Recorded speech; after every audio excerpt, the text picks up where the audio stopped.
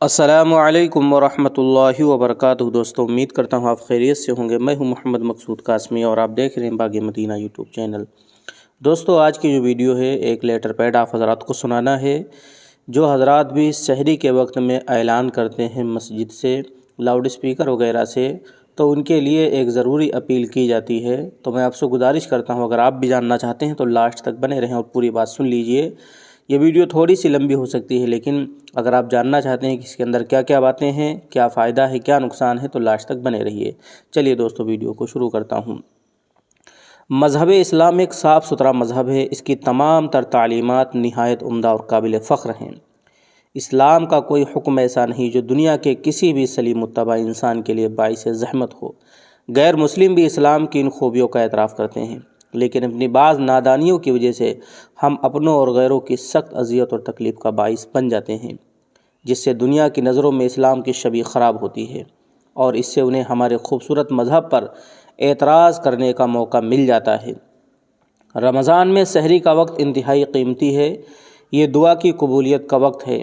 یہ وقت تنہائی میں عبادت کرنے، تہجد پڑھنے، رب کے حضور گڑ گڑانے، غلطیوں کی معافی مانگنے اور اپنے خالق و مالک کے سامنے اپنے لیے، اپنے ماں باپ، بال بچے، بھائی بہن اور رشتہ دار، اقارب، دوست و احباب اور اپنے مسلمان بھائیوں کے لیے دعائیں کرنے کا ہے۔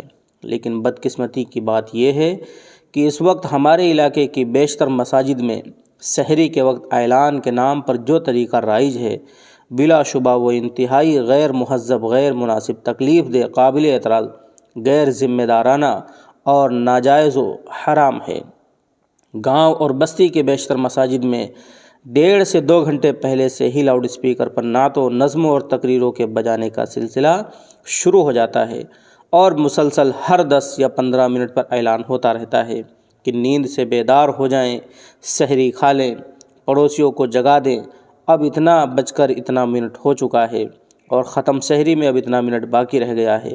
مزید یہ اعلان بھی کیا جاتا ہے کہ جو لوگ سحری کھا چکے ہیں وہ فوراً مسجد چلے آئیں، وغیرہ وغیرہ۔ سمجھ میں نہیں آتا کہ اس طریقے کو کس نے دین کہہ دیا ہے۔ یہ دین ہرگز نہیں ہے، بلکہ یہ آج کا ابھرتا ہوا ایک نیا فتنہ ہے۔ ملک کے حالات کسی سے پوشیدہ نہیں ہیں۔ ایسا خطرہ محسوس ہوتا ہے کہ ہمارا یہ جاہلانہ طریقہ کل کسی بڑی آنے والی مصیبت کا پیش خیمہ ثابت نہ ہو جائے۔ ہم اپنے لیے دشمن کے ہاتھوں میں پیار سے زہر کا پیالہ پیش کریں گے تو اسے ہمیں پلانے میں مصیبت کیا ہے۔ فقہا نے ایسی بلند آواز سے ذکر و اذکار، حتیٰ کہ قرآن کریم کی تلاوت کو بھی منع کیا ہے، جس سے کسی بیمار یا معذور وغیرہ کو اذیت اور تکلیف پہنچے۔ پھر اگر تلاوت قرآن یا نعت رسول سے مقصود کسی کو جگانا ہے تو یہ تو آداب تلاوت اور آداب نعت رسول اللہ صلی اللہ علیہ وسلم کے خلاف ہے۔ ہمیں یہ بات ہرگز فراموش نہیں کرنی چاہیے کہ ہم جس ملک میں رہتے ہیں وہاں مختلف مذاہب کے ماننے والے بہت سارے برادران وطن بھی رہتے ہیں جنہیں سحری میں اٹھنا نہیں ہے۔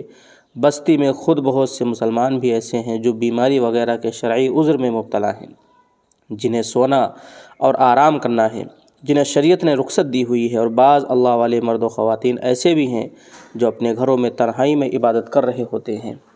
ہمارے بار بار کے اعلان کا شور و ہنگامہ کی وجہ سے ان لوگوں کو لگاتار خلل ہوتا ہے اور انہیں سخت اذیت تکلیف پہنچتی ہے، جس کی اسلام میں قطعاً گنجائش نہیں ہے، کیونکہ ہمارا دین دین رحمت ہے، زحمت نہیں۔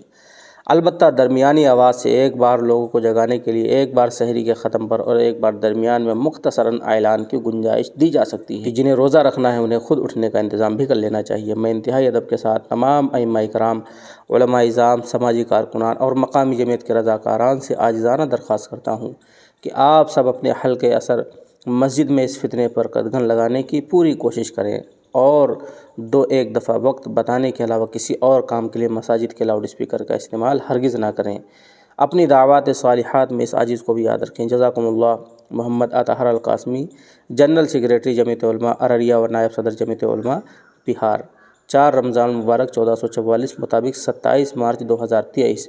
تو دوستو، یہ تھا لیٹر پیڈ جو جمعیت علماء ہند ضلع ارریہ بہار کی طرف سے جاری کیا گیا تھا۔ مساجد کے اندر واقعی جو چیزیں اس دور میں ہو رہی ہیں، ملک کے حالات بھی اچھے نہیں ہیں، اس کے پیش نظر اس لیٹر پیڈ کا جاری کرنا بہت ہی فائدہ مند ہوگا انہی لوگوں کے لیے جو اس پر عمل کریں۔ تو امید کرتا ہوں دوستو آپ کو پوری باتیں پتہ چل گئی لیٹر پیڈ کے اندر کیا کیا چیزیں ہیں۔ اب آپ سے گزارش ہے اسے آگے بھی بھیج دیجیے، اور پہلی بار کا چینل پر آئیں تو برائے مہربانی سبسکرائب کر لیجیے۔ چلیے دوستو، پھر ملتا ہوں انشاءاللہ جلدی کسی نئے ویڈیو میں کسی نئے ٹاپک کے ساتھ۔ السلام علیکم ورحمۃ اللہ وبرکاتہ۔